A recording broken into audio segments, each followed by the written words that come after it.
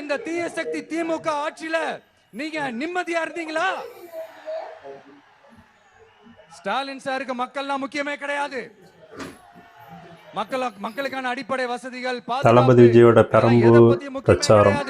அவருக்கும் இந்த திமுக அரசு அவர் இந்த பெரம்பூர் தொகுதியில தான் நிக்கிறாரு. முக்கியம் தெரியுமா?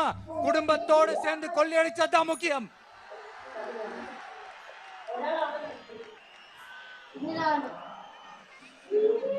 நான் முன்னாடியே சொன்ன மாதிரி டாஸ்மாக்ல மட்டுமே இது வரைக்கும் 1000 கோடிக்கு மேல ஊழல்.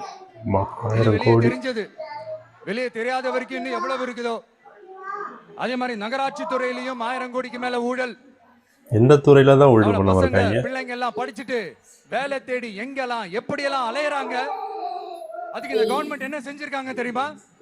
இந்த நகராட்சி துறையில வேலை வாங்கி தரதா சொல்லிட்டு கோடிக்கணக்கான பணத்தை லஞ்சமா வாங்கி தகுதியானவங்களுக்கு வேலை வாய்ப்பை